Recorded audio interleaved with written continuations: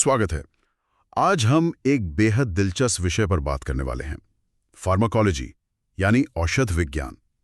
आज हम ये समझने की कोशिश करेंगे कि दवाएं हमारे शरीर में आखिर काम कैसे करती हैं। हमारे पास स्रोत के तौर पर औषध विज्ञान में मुख्य अवधारणाएं, प्रश्न और उत्तर से कुछ अंश हैं जो मदद करेंगे। तो इस चर्चा का मकसद है फार्माकोलॉजी की बुनियादी बातों को समझना, जैसे दवा क्या है, शरीर में उसका सफर कैसा होता है और वो अपना असर कैसे दिखाती है। चलिए इस ज्ञान यात्रा पर निकलते हैं। बिल्कुल। और देखिए, फार्माकोलॉजी की समझ सिर्फ हेल्थ केयर प्रोफेशनल्स के लिए ही नहीं, बल्कि हर किसी के लिए उपयोगी है जो भी अपने स्वास्थ्य और दवाओं के बारे में जागरूक रहना चाहता है।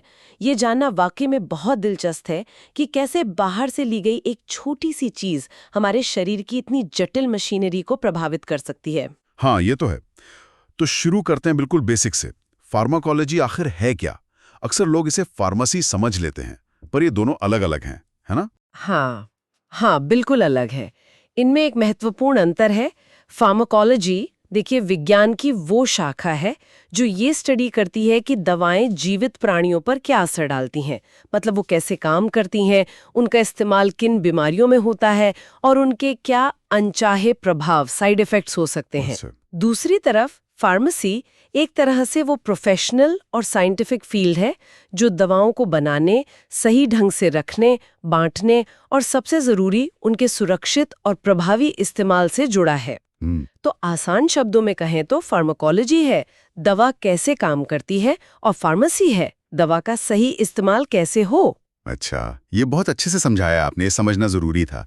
एक और सवाल जो दिमाग में आता है, ड्रग और मेडिसिन, क्या ये एक ही बात है या इनमें भी कुछ फर्क है? देखिए, आम बोलचाल में तो हम शायद इन्हें एक जैसा समझ लें, पर तकनीकी रूप से थोड़ा फर्क है। ड्रग कोई भी ऐसा केमिकल सब्सटेंस हो सकता है जो शरीर की फंक्शनिंग को बदल दे। अब वो असर अच्छा भी हो सकता है, बुरा भी। लेकिन मेडिसिन, जिसे हम दवा या औषधि कहते हैं, वो आमतौर पर उस ड्रग या ड्रग्स के मिक्सचर को कहते हैं जिसका इस्तेमाल किसी बीमारी के डायग्नोसिस, इलाज या रोकथाम के लिए किया जाता है, और वो भी एक तय डोसेज फॉर्म में, जैसे गोली, कैप्सूल वगैरह। अच्छा, तो हम कह सकते हैं कि हर मेडिसिन एक ड्रग है, पर हर ड्रग मेडिसिन नहीं होती। राइट। कुछ ड्रग्स तो हानिकारक होती हैं जिन्हें हम जहर यानी पॉइजन कहते हैं। और दिलचस्प बात यह है कि कई बार दवा और जहर में फर्क सिर्फ डोज का होता है। हाँ, ये सुना है, पैरासेल्सिस ने कहा था शायद, मात्रा ही जहर बनाती है। बिल्कुल वही, 16 डोसेज फासिड वेनेनम। कमाल है। अच्छा, ये ड्रग्स आती कहाँ से है? मतलब क्या ये सब लैब में ही बनती हैं या कहीं और से भी? नहीं, सब लैब में नहीं बनती। ड्रग्स के कई स्रोत हो सकते हैं। एक तो है नेचुरल सोर्स यानी प्रकृति, जैसे पौधे, मॉर्फिन अफीम के पौधे से मिलता है। हाँ। जानवर, जैसे पहले इंसुलिन जानवरों से मिलता था। मिनरल्स जैसे लिथियम।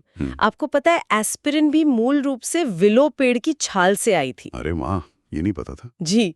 फिर आती हैं सिंथेटिक ड्रग्स जो पूरी तरह लैब में केमिकल्स से बनाई जाती हैं, और कुछ सेमी सिंथेटिक भी होती हैं जिनमें नेचुरल प्रोडक्ट को लैब में थोड़ा बदला जाता है। ओके, तो कई तरह के सोर्स हैं। ठीक है, तो जब दवा बन गई, अब उसे शरीर तक कैसे पहुंचाते हैं?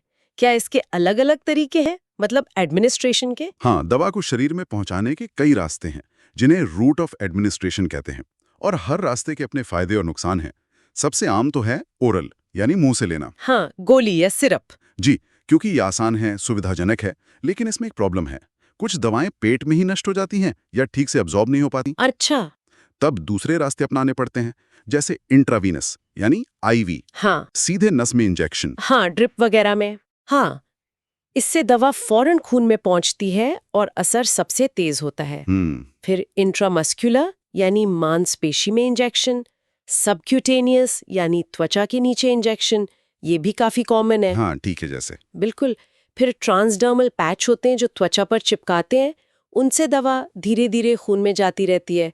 सांस के जरिए इन्हेलेशन, जैसे आस्थमा पंप्स। राइट। और कुछ केसेस में रेक्टल रूट भी यूज होता है। तो रास्ता कौन सा चुनना है, ये कई बातों पर निर्भर करता है। दवा कैसी है, कितनी जल्दी असर चाहिए, मरीज की हालत क्या है, वगैरह। समझ गया, काफी सारे विकल्प हैं। और ये जो गोलियां, कैप्सूल, सिरप होते हैं, इन्हें तकनीकी भाषा में क्या कहते हैं? आपने शायद बताया था, डोसेज फॉर्म्स। बिल्कुल सही, डोजेज फॉर्म। ये वो फिजिकल रूप है जिसमें दवा मरीज को दी जाती है। और ये सिर्फ शुद्ध ड्रग नहीं होती, इसमें ड्रग के साथ कुछ और निष्क्रिय चीजें भी मिलाई जाती हैं, जिन्हें एक्सीपिएंट्स करते हैं। एक्सीपिएंट्स वो क्यों मिलाते हैं? वो कई काम करते हैं, जैसे दवा को सही आकार देना, उसे स्टेबल रखना, घुलने में मदद करना या उसका स्वाद बेहतर बनाना। अच्छा। तो टैबलेट्स में दवा के पाउडर को दबाकर बनाया जाता है।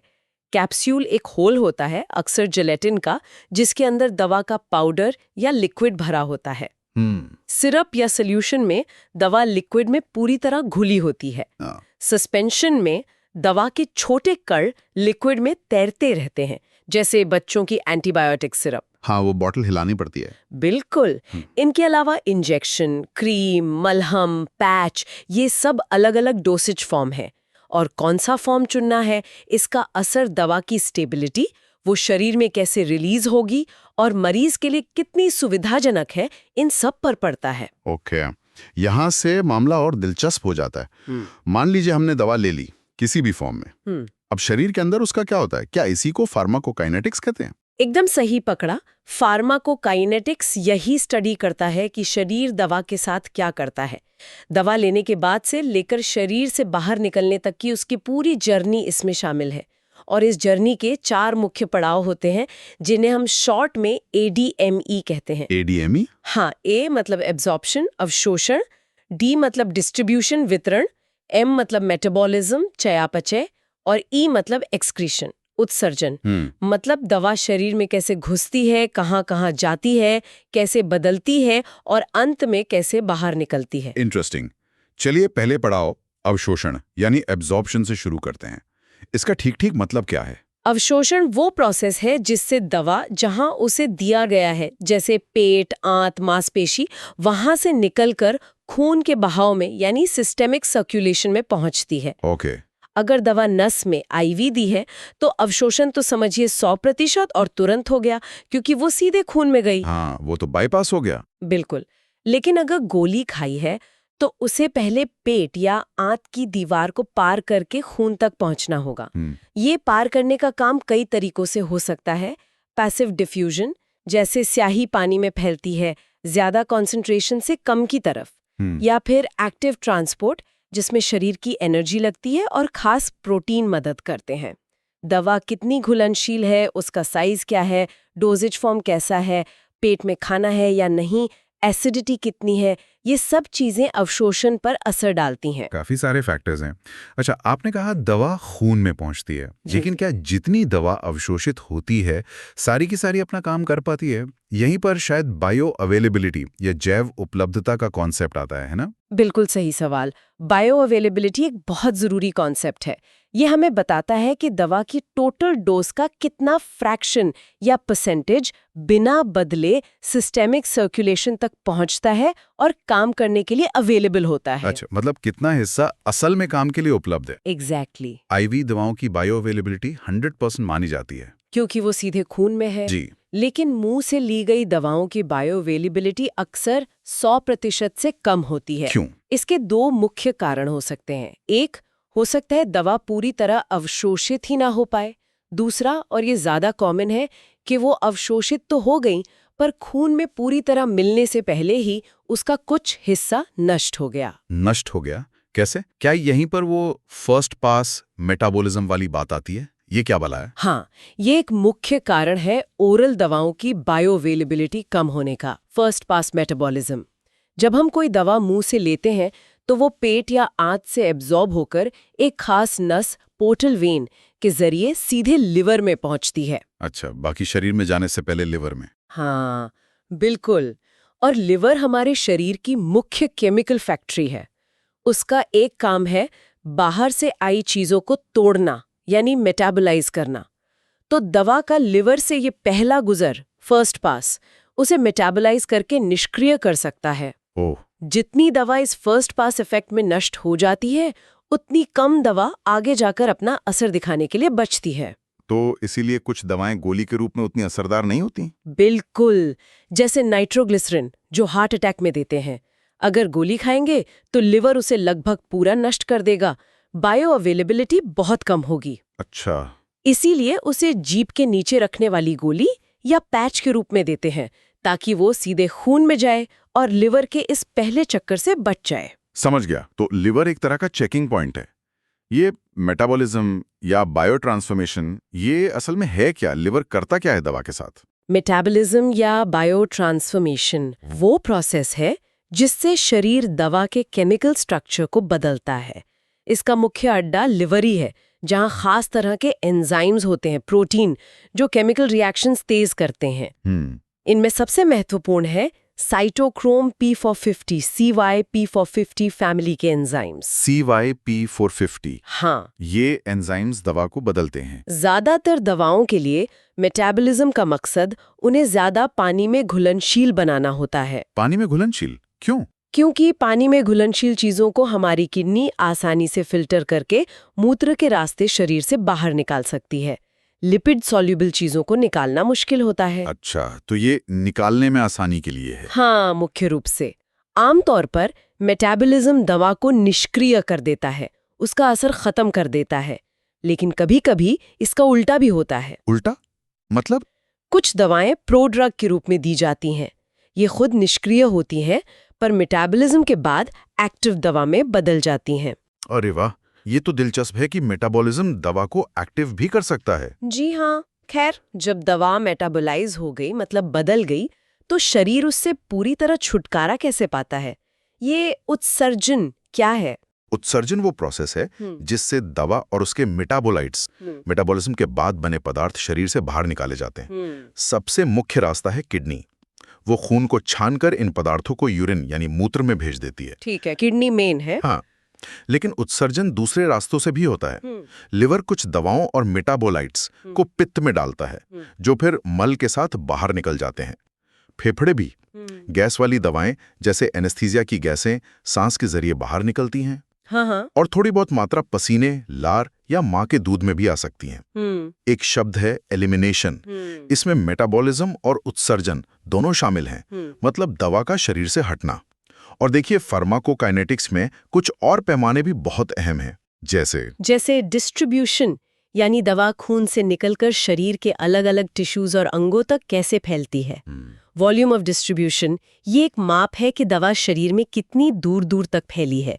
क्या वो सिर्फ खून में है या फैट, मसल्स में भी गई है। अच्छा। क्लियरेंस ये बताता है कि शरीर कितनी तेजी से दवा को हटा रहा है, खून को साफ कर रहा है उससे। और हाफ लाइफ वो समय जिसमें शरीर में दवा की मात्रा आधी रह जाती है। ओके, हाफ लाइफ, ये सुना है। हाँ, ये सब पैरामीटर्स जानकर ही डॉक्टर ये तय कर पाते हैं कि दवा की कितनी डोज देनी है और कितनी बार देनी है, ताकि वो असरदार भी रहे और सेफ भी। बहुत सारी चीजें हैं ट्रैक करने के लिए।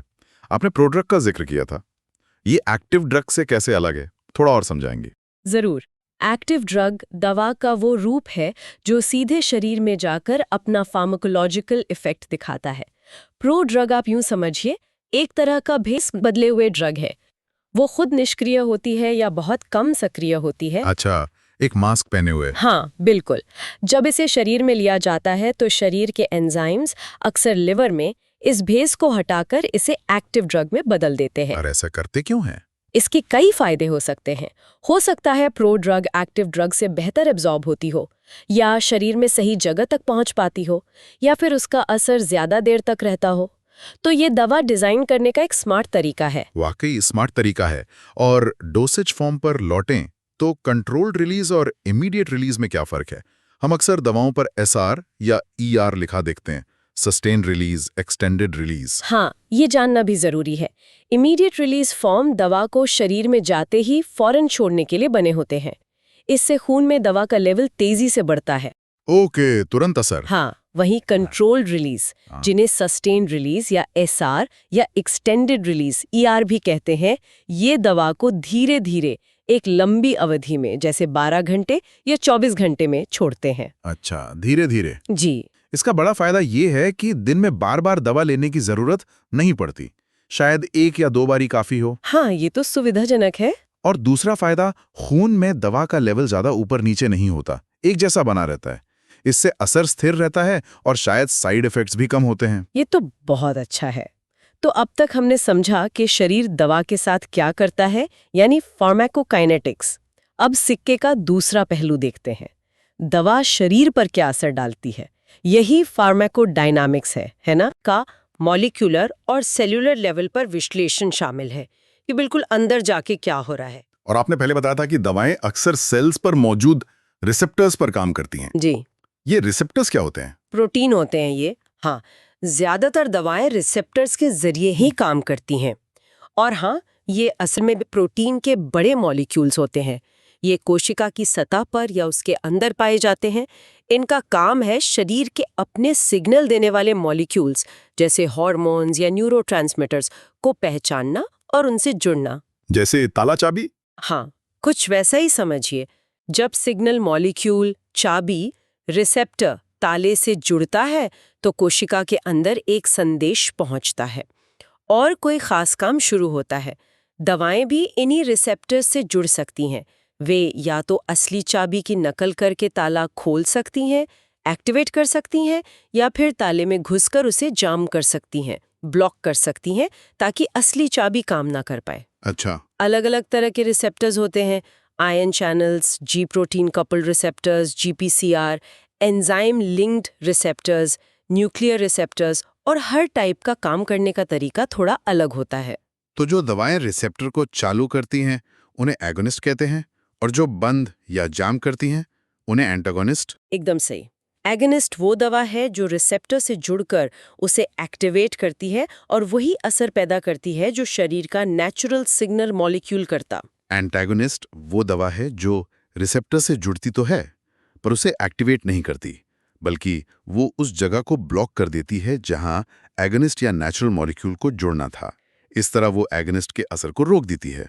तो एक तरह से एगोनिस्ट एक्सेलरेटर जैसा है और एंटागोनिस्ट ब्रेक जैसा। वाह, क्या बढ़िया है नॉलेज है। बिल्कुल सही, एगोनिस्ट एक्सेलरेटर है, एंटागोनिस्ट ब्रेक। ये समझने में आसान है। अच्छा, दो और शब्द हैं जो अक्सर कंफ्यूज करते हैं, पोटेंसी और एफिकेसी। इनमें क्या फर्क है? क्या ये एक ही चीज है? नहीं, ये एक चीज नहीं है और ये बहुत महत्वपूर्ण फर्क है। अक्सर लोग इन्हें गलत समझ लेते हैं। पोटेंसी यानी शक्ति ये बताती है कि किसी फिक्स्ड असर को पैदा करने के लिए दवा की कितनी मात्रा यानी डोज चाहिए। ओके, कितनी डोज? हाँ, जो दवा कम डोज में ही असर दिखा दे वो ज्यादा पोटेंट कहलाती है। दूसरी तरफ एफिकेसी यानी प्रभावकारिता ये बताती है कि कोई दवा मैक्सिमम कितना असर पैदा कर सकती है, चाहे उसकी डोज कितनी भी बढ़ा दी जाए। अच्छा, मैक्सिमम असर। जी, उदाहरण से समझते हैं। मान लीजिए दो दर्द निवारक हैं, दवा ए और दवा बी। हो सकता है दवा ए की 10 mg गोली उतना ही दर्द कम करे जितना दवा बी की 100 mg गोली करती है। तो दवा ए दवा बी से ज्यादा पोटेंट है क्योंकि कम डोज लगी। बिल्कुल। लेकिन ये भी हो सकता है कि दवा बी शायद ज्यादा डोज पर दवा ए के मुकाबले ओवरऑल ज्यादा दर्द मिटा सकती हो, मतलब उसका मैक्सिमम असर दवा ए से ज्यादा हो। तो इस केस में दवा बी की एफिकेसी ज्यादा है, भले ही वो कम पोटेंट थी। तो ज्यादा पोटेंट होना हमेशा ज्यादा असरदार होना नहीं होता। नहीं, बिल्कुल नहीं। पोटेंसी और एफिकेसी दो अलग अलग चीजें हैं। डॉक्टर को दोनों देखने पड़ते हैं। समझ गया, मतलब कम डोज वाली दवा हमेशा बेहतर नहीं होती। ये देखना पड़ता है कि वो कुल कितना असर कर सकती है। अच्छा, फार्माकोडायनामिक्स पर और किन बातों का असर पड़ता है? कई चीजों का।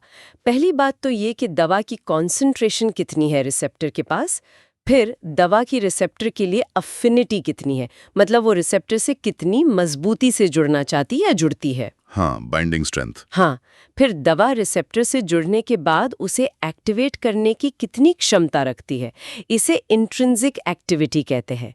शरीर में उस खास तरह के कितने रिसेप्टर मौजूद है, रिसेप्टर रिजर्व, ये भी असर डाल सकता है। और एक बहुत ज़रूरी चीज़ है ड्रग सिलेक्टिविटी। सिलेक्टिविटी। हाँ, कुछ दवाएं बहुत सिलेक्टिव होती हैं, वो सिर्फ एक ही टाइप के रिसेप्टर पर असर करती हैं। ऐसी दवाओं के साइड इफ़ेक्ट्स कम होने की संभावना होती है। अच्छा, वहीं जो नॉन सिलेक्टिव दवाएं होती हैं वो कई तरह के रिसेप्टर्स से जुड़ सकती हैं, तो उनसे मनचाहा असर तो मिलता है, पर साथ में कई अनचाहे असर भी दिख सकते हैं, क्योंकि वो दूसरी जगहों पर भी काम कर रही होती हैं। और हाँ, ये भी याद रखना जरूरी है कि सारी दवाएं सिर्फ रिसेप्टर्स पर ही काम नहीं करती। ओह, अच्छा, मुझे लगा था शायद सब रिसेप्टर पर ही काम करती हैं। नहीं, ऐसा नहीं है। कुछ दवाएं शरीर के एंजाइम्स को टारगेट करती हैं, या तो उनके काम को रोक देती हैं इनहिबिटर्स, या कभी-कभी बढ़ा भी देती हैं एक्टिवेटर्स। कुछ दवाएं ट्रांसपोर्टर प्रोटीन पर असर डालती हैं। ये वो प्रोटीन है जो सेल्स के अंदर बाहर चीजों को लाने ले जाने का काम करते हैं। तो दवाएं इनके काम में भी दखल दे सकती हैं। अच्छा, तो रिसेप्टर के अलावा एंजाइम और ट्रांसपोर्टर भी टारगेट हो सकते हैं। ये जानना दिलचस्प है। अब एक और प्रैक्टिकल सवाल, जब कोई एक से ज्यादा दवाएं ले रहा हो तो क्या वे एक दूसरे पर असर डाल सकती हैं? क्या यही ड्रग इंटरैक्शन है? ये तो खतरनाक भी हो सकता है। हाँ, हो सकता है। ये इंटरैक्शन दो मुख्य तरह के हो सकते हैं।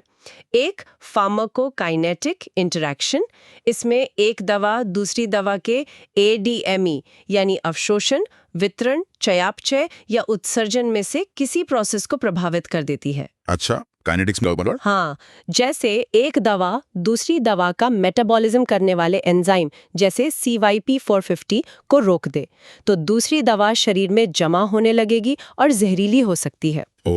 दूसरा है फार्माकोडायनामिक इंटरैक्शन। इसमें दो दवाएं या तो एक जैसा असर दिखाएं, जिसे एडिटिव या सिनर्जिस्टिक इफेक्ट कहते हैं, मतलब असर जुड़ जाए या बढ़ जाए। हाँ, या फिर एक दूसरे के विपरीत असर दिखाएं, जिसे एंटागोनिस्टिक इफेक्ट कहते हैं, या एक ही रिसेप्टर के लिए मुकाबला करें। इसीलिए डॉक्टर को हमेशा बताना बहुत जरूरी होता है कि आप कौन कौन सी दवाएं ले रहे हैं, यहाँ तक कि हर्बल सप्लीमेंट या ओवर द काउंटर दवाएं भी। हाँ, ये तो बहुत जरूरी जानकारी है, खासकर आजकल जब लोग कई तरह की दवाएं लेते हैं। सुरक्षा की बात चली तो थेराप्यूटिक इंडेक्स और थेराप्यूटिक विंडो क्या होते हैं, ये टर्म्स भी सुने। ये दोनों दवा की सेफ्टी यानी सुरक्षा से जुड़े पैमाने हैं। थेराप्यूटिक इंडेक्स एक अनुपात है। ये बताता है कि दवा की जहरीली डोज यानी टॉक्सिक डोज उसकी असरदार डोज यानी इफेक्टिव डोज से कितनी ज्यादा है, यानी वो डोज जो नुकसान पहुंचाती है और वो डोज जो फायदा पहुंचाती है, उनके बीच कितना फासला है। तो ज्यादा फासला मतलब ज्यादा सेफ। बिल्कुल, जितना ज्यादा ये इंडेक्स होगा दवा उतनी ही सुरक्षित मानी जाएगी, क्योंकि गलती से थोड़ी ज्यादा डोज हो जाने पर भी जहरीला असर होने का खतरा कम होगा। अच्छा, और थेराप्यूटिक विंडो? थेरेप्यूटिक विंडो खून में दवा की कॉन्सेंट्रेशन की वो रेंज है, वो सीमा है, जिसके अंदर दवा के असरदार होने की संभावना सबसे ज्यादा होती है और जहरीले असर का खतरा कम होता है। एक सेफ रेंज। हाँ, जिन दवाओं की थेरेप्यूटिक विंडो संकरी होती है, मतलब असरदार और जहरीली कॉन्सेंट्रेशन के बीच ज्यादा फर्क नहीं होता, उनकी डोज बहुत ध्यान से तय करनी पड़ती है और कई बार खून में दवा का लेवल नापने की जरूरत पड़ती है, थेरेप्यूटिक ड्रग मॉनिटरिंग, ताकि ये पक्का हो सके कि लेवल न तो बहुत कम है न बहुत ज्यादा। अच्छा, तभी कुछ दवाओं के लिए ब्लड टेस्ट कराने पड़ते हैं बार बार? जी हाँ, जैसे वॉरफेरिन खून पतला करने वाली दवा या लिथियम, इनकी विंडो नैरो होती है, इसलिए मॉनिटरिंग जरूरी है। समझ गया, यानी संकरी विंडो वाली दवाओं के साथ ज्यादा सावधानी बरतनी पड़ती है। अच्छा, अंत में एक और अंतर स्पष्ट कर दीजिए, ड्रग ओवरडोज और ड्रग एलर्जी में क्या फर्क है? दोनों ही बुरे लगते हैं, पर क्या ये एक जैसे हैं? नहीं, ये बिल्कुल अलग है। ड्रग ओवरडोज तब होता है जब कोई दवा उसकी सामान्य या बताई गई मात्रा से बहुत ज्यादा ले ली जाए। इसके जो बुरे प्रभाव होते हैं वो आमतौर पर दवा के सामान्य फार्माकोलॉजिकल असर का ही बढ़ा हुआ रूप होते हैं। ये सीधे सीधे डोज पर निर्भर करता है, जितनी ज्यादा डोज उतना बुरा असर। Okay, dose dependent. हाँ, दूसरी तरफ ड्रग एलर्जी दवा के प्रति हमारे इम्यून सिस्टम यानी प्रतिरक्षा प्रणाली की एक असामान्य और अप्रत्याशित प्रतिक्रिया है। इसका डोज से सीधा संबंध नहीं होता। बहुत थोड़ी मात्रा भी एलर्जी कर सकती है अगर व्यक्ति सेंसिटिव है तो। अच्छा, और इसके लक्षण जैसे त्वचा पर रैश, खुजली, सांस फूलना या बहुत गंभीर रिएक्शन जिसे एनाफिलैक्सिस कहते हैं, वो दवा के सामान्य असर से बिल्कुल अलग हो सकते हैं। ये एक इम्यून रिएक्शन है। तो ओवरडोज मतलब too much of a good thing या बैड थिंग, और एलर्जी एक इम्यून सिस्टम का गड़बड़ रिएक्शन है। हाँ, आप ऐसा कह सकते हैं। बिल्कुल अलग मैकेनिज्म है दोनों के। तो आज हमने फार्माकोलॉजी के कुछ बहुत ही बुनियादी लेकिन मुझे लगता है बहुत महत्वपूर्ण पहलुओं को छुआ। दवा क्या है, शरीर में उसका सफर, फार्माकोकाइनेटिक्स और उसका असर दिखाने का तरीका, फार्माकोडायनामिक्स। हाँ, ये एक जटिल लेकिन बहुत ही आकर्षक विज्ञान है और दवाओं के काम करने के तरीके को समझना उनके सही और सुरक्षित इस्तेमाल के लिए वाकई बेहद ज़रूरी है। हमने अवशोषण से लेकर उत्सर्जन तक दवा की यात्रा देखी, रिसेप्टर्स, एगोनिस्ट, एंटागोनिस्ट की भूमिका समझी, पोटेंसी, एफिकेसी का फर्क जाना और दवाओं के आपसी इंटरैक्शन जैसी कई कड़ियों को जोड़ने की कोशिश की। बिल्कुल। इस सब का निचोड़ क्या है? मेरे हिसाब से तो यही कि हर दवा जो हम लेते हैं वो हमारे शरीर के साथ एक बहुत ही कॉम्प्लेक्स डांस करती है, एक संवाद करती है। और फार्माकोलॉजी हमें उस संवाद की भाषा, उस डांस के स्टेप समझने में मदद करती है ताकि हम दवाओं का फायदा उठा सकें और नुकसान से बच सकें। बहुत खूब कहा आपने। और जाते जाते सोचने के लिए एक बात छोड़ जाती हूँ। आजकल फार्माकोजेनेटिक्स, फार्मिकोजेनेटिक्स। हाँ, यानी ये स्टडी कि हमारे जीन्स दवाओं के प्रति हमारी प्रतिक्रिया को कैसे प्रभावित करते हैं। हम देख रहे हैं कि एक ही दवा एक ही डोज में अलग अलग लोगों पर बिल्कुल अलग अलग असर करती है। कोई ज्यादा सेंसिटिव होता है, किसी पर कम असर होता है। हाँ, ये तो होता है। तो इससे सवाल उठता है, क्या भविष्य में दवाएं पूरी तरह से पर्सनलाइज्ड हो जाएंगी? क्या हम हर व्यक्ति के जेनेटिक मेकअप के हिसाब से उसके लिए सबसे सटीक दवा और सबसे सटीक डोज चुन पाएंगे? ये सोचना बहुत रोमांचक है। वाकई ये भविष्य की एक बहुत ही रोमांचक संभावना है, पर्सनलाइज्ड मेडिसिन। इस ज्ञानवर्धक और दिलचस्प बातचीत के लिए आपका बहुत बहुत धन्यवाद। मुझे भी बहुत मजा आया। धन्यवाद।